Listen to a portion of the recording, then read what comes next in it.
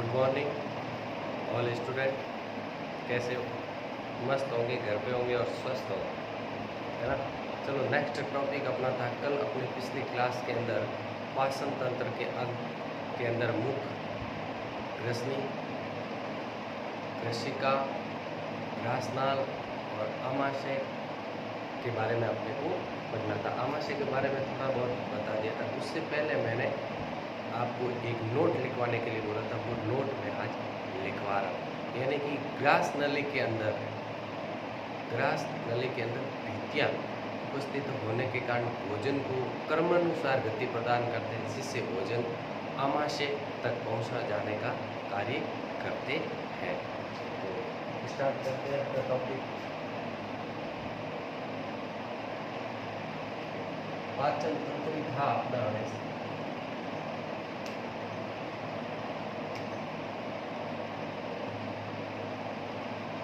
पाचन तंत्र अपनी मेन हेडिंग है, उसके अंदर अपन आमाशय पढ़ रहे थे। उससे पहले मैं आपको नोट लिखा,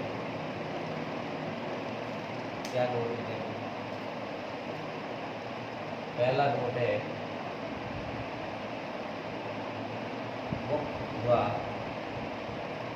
और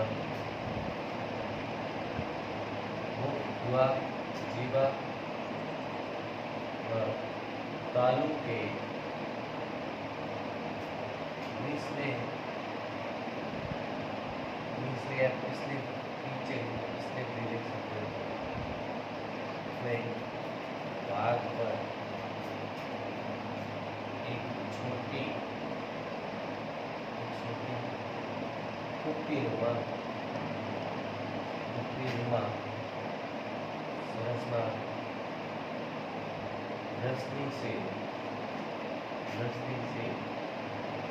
जुड़ी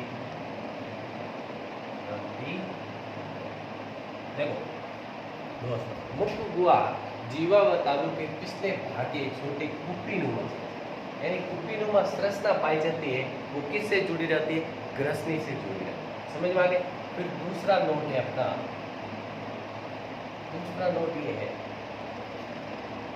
ग्रास नली में अनेक प्रकार की श्लेष्म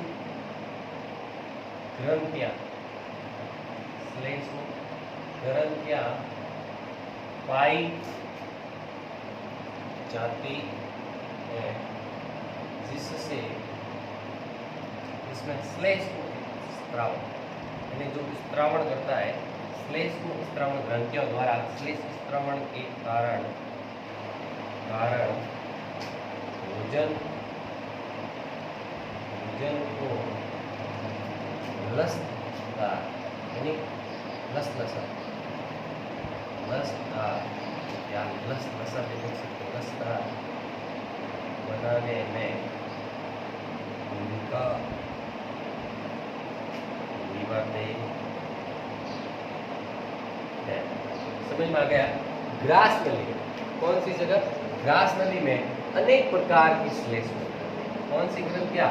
श्लेष्म ग्रंथियां पाई जाती है, जिसमें श्लेष्म स्त्रावण के कारण भोजन को लसदार बनाने में, चिपचिपा लसदार, है ना, बनाने में भूमिका निभाते हैं। कौन सी? पूछे तो श्लेष्म ग्रंथि। कौन सी जगह पे? ग्रास नली। कहाँ और कौन सी? समझ में आ गया आपको? ये दो नोट मैंने आपको इम्पोर्टेंट करवा रहा हूँ, कभी कभार एग्जाम के अंदर आपको पूछ सकते हैं। फिर अपना नेक्स्ट पाचन तंत्र के अंग का नाम है आमाशय। कौन सा है?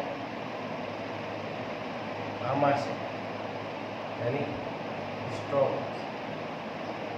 आमाशय, देखो आमाशय क्या है?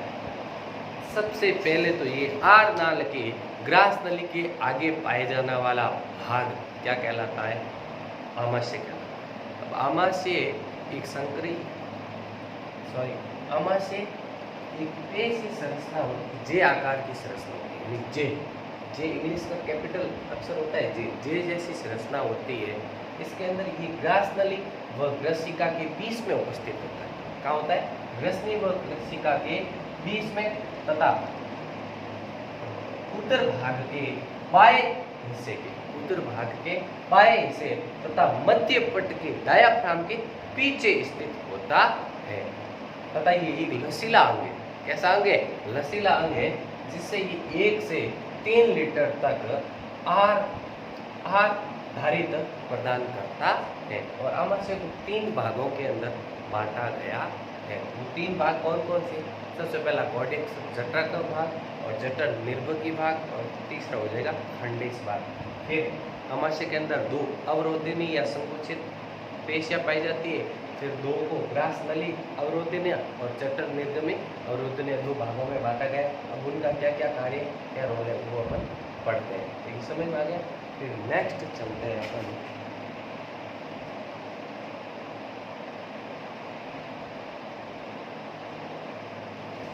आवाज।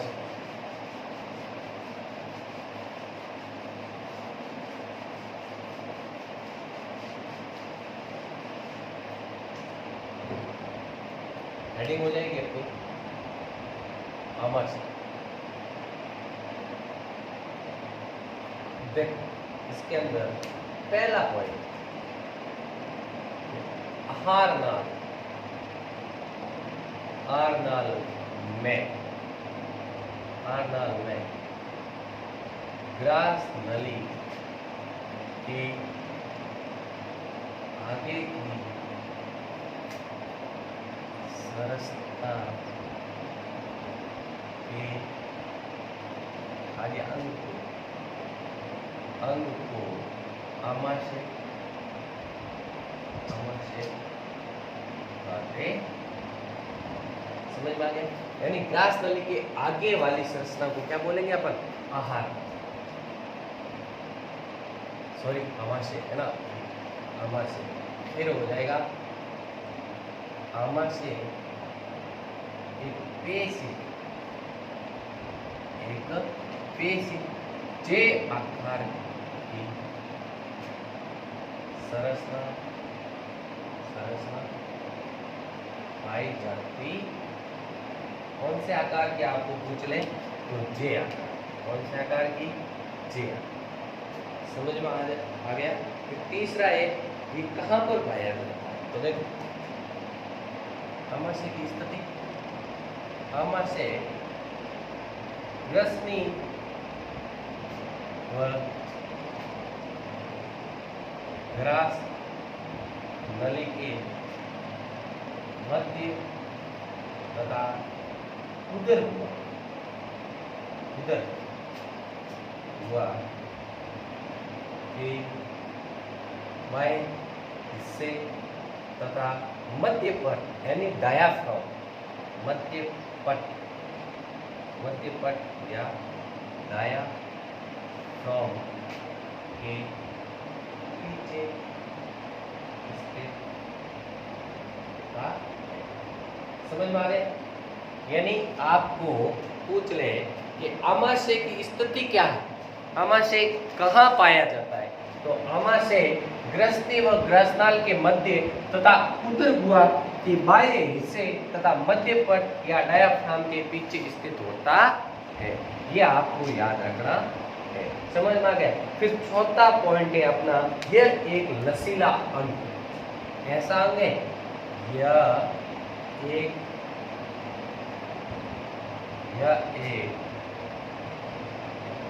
लचीला अंग है जो 1 से 3 लीटर तक 1 से 3 लीटर तक आहार यानी भोजन आहार धारित कर सकता है। यानी 1 से 3 लीटर तक आहार धारित कर सकता है। और ये कैसा है? इलास्टिक रबड़ की तरह लचीला अंग है। फिर देखो आमाशय को वो 3 भागों के अंदर बांटा गया है। अब देखो आमाशय का एक कार्य है अम्ल यानी जठर अम्ल HCl हाइड्रोक्लोरिक अम्ल का स्त्रावण करना, जो श्लेष्म ग्रंथियों के द्वारा बैक्टीरिया और जीवाणुओं को मारने का कार्य करते हैं। तो सबसे पहले ये नोट कर सकते हो, बुक के अंदर नोट कर लो, 1 मिनट का टाइम दे रहा हूँ, फिर अपन नेक्स्ट आमाशय के प्रकार टाइप ऑफ स्टॉक पढ़ते हैं।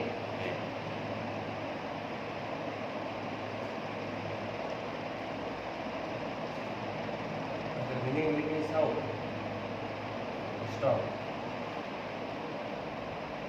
फिर आमाशय के क्या हो जाएंगे प्रकार, टाइप ऑफ स्टॉक, यानी 3 प्रकार के होते हैं, कॉर्डियस, जठर निर्गमी भाग और फंडेस भाग। अब तीनों का अलग रोल है, वो एक के बारे में अपन, चलो नेक्स्ट चलते हैं।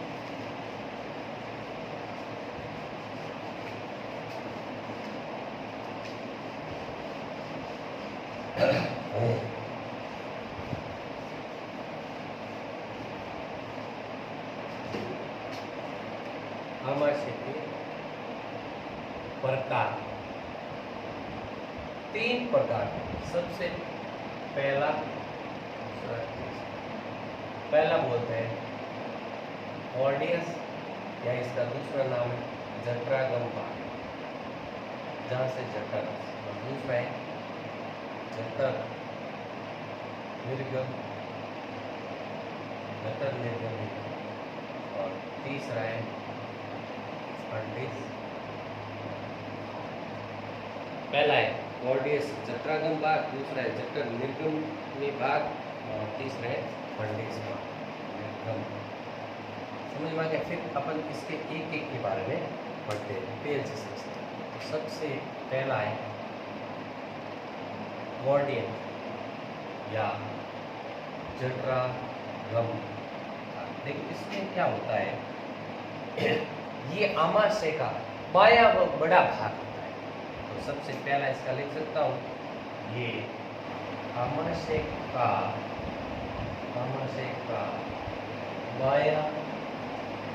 बायां व बड़ा भाग होता है, यानी ये आमाशय का कैसा होता है, बायां व बड़ा भाग, जहां से, उसमें एक और है, जहां से ग्रसिका आमाशय में प्रवेश करती, आमाशय में प्रवेश करती है। देखो सीधा सा है, कॉर्डियस जठरागम भाग ये आमाशय का बायां, ब से बायां और बड़ा हो जाएगा, बिग, यानी बड़ा भाग होता है। और ये क्या कार्य, कि जहां से ग्रसिका आमाशय में प्रवेश करती है, उस भाग को क्या कहा जाता है, कॉर्डियस या जठरागम भाग कहा जाता है। एग्जाम के अंदर क्वेश्चन कैसे आएगा कि जहां से, यानी आमाशय के जहां से ग्रसिका वो आमाशय के अंदर प्रवेश करती है, वो भाग क्या कहलाता है, तो कौन सा भाग क्या कहलाता है, कॉर्डियस या जठरागम भाग। दूसरा हो जाएगा जठर निर्गमी भाग, दूसरा है अपना जठर निर्गमी भाग। तो इसका उल्टा हो जाएगा, ये आमाशय का दायां व छोटा भाग, ये आमाशय का दायां व छोटा भाग। इसमें क्या हो जाएगा कि जहां से आमाशय छोटी आंत से जुड़ा रहता है, वो कौन सा भाग कहलाता है, जठर निर्गमी भाग कहलाता है। तथा जहां से आमाशय छोटी आंत से जुड़ा रहता है। फिर देखो, फिर लास्ट है अपना फंडिस भाग। लास्ट कौन सा है अपना प्रकार, फंडिस, यानी ये भाग, इन दोनों भागों के मध्य की संरचना पाई जाती है, बस यही है। यानी कार्डियक्स और जठर निर्गमी भाग के अंदर दोनों के, आमाशय के दोनों संरचनाओं के बीच में पाया जाता है। देख सकते हैं ये आमाशय का भाग दोनों के मध्य यानी बीच में स्थित होता, दोनों के मध्य से। समझ में आ गया आपको?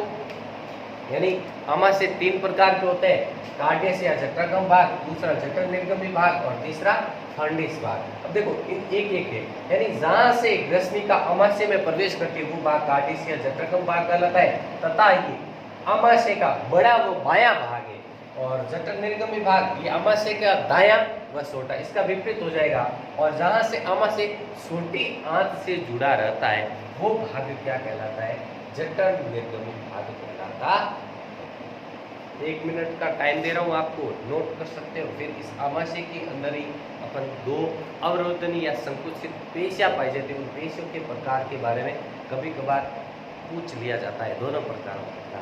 तो 1 मिनट का टाइम दे रहा हूं, जब तक नोट कर सकते।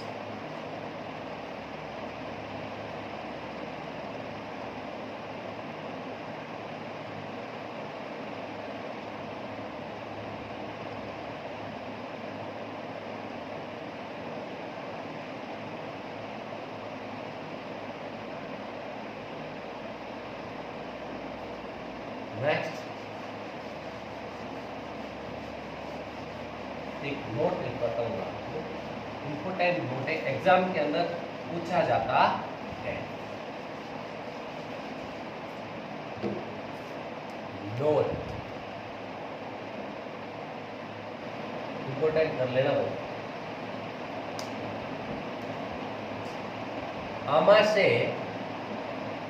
आमाशय के अंदर 2 प्रकार की संकुचित या बोल सकते हैं अवरोधिनी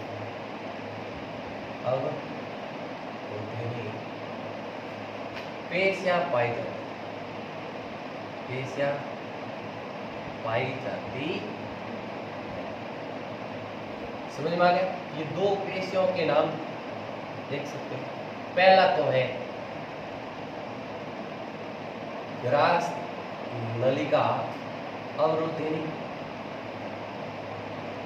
और दूसरा हो जाएगा जठर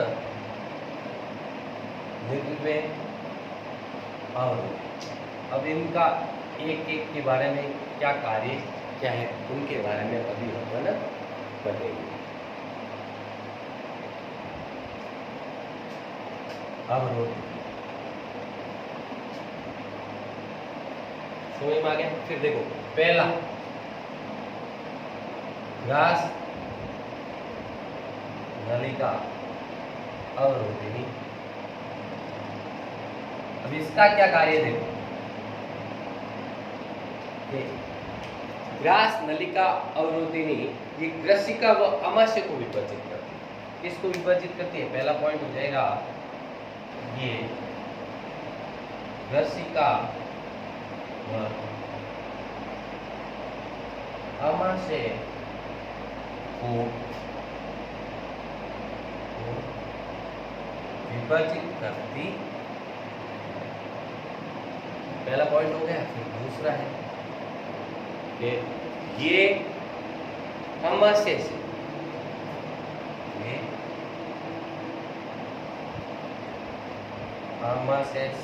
अम्लीय भोजन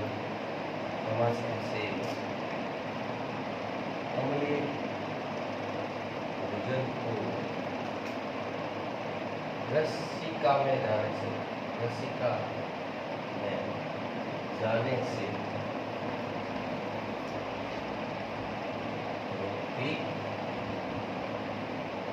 समझ में आ गया? यानी ये ग्रसिका व आमाशय को क्या करती है? विभाजित करती है, और ये आमाशय से अम्लीय भोजन को ग्रसिका में जाने से रोकती है। फिर दूसरा हो जाएगा जठर निर्गमी अवरोध। इसका क्या है?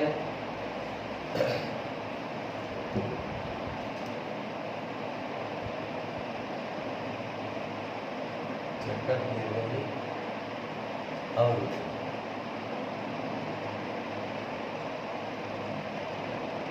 ये आमाशय व छोटी आंत को विभाजित करता है। ये आमाशय व छोटी आंत छोटी आंत को विभाजित करते, यानी आमा से वह छोटी आंत को विभाजित करते हैं।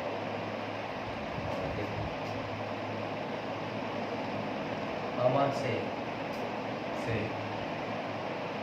छोटी आंत में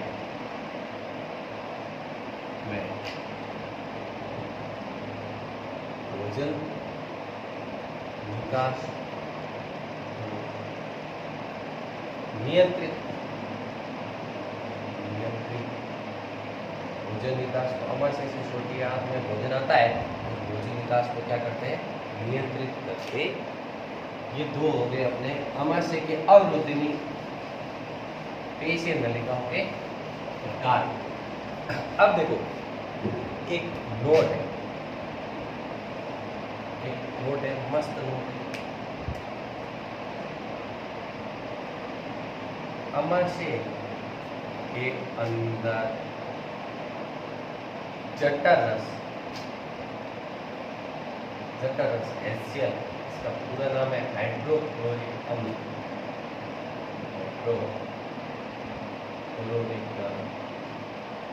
हाइड्रोक्लोरिक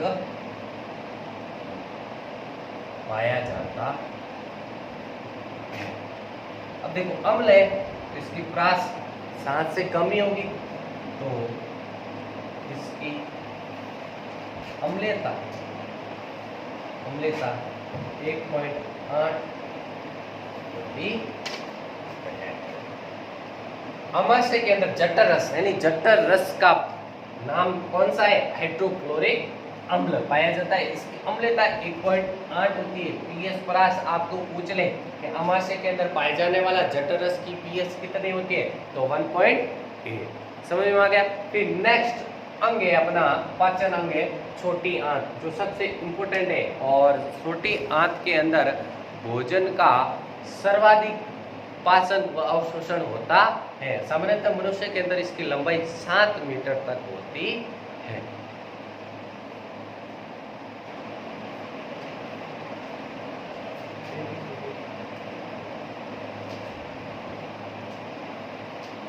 छोटी आंत समझ में आ गया। इसके बारे में पढ़ते हैं अपन नेक्स्ट वीडियो में। Thank you.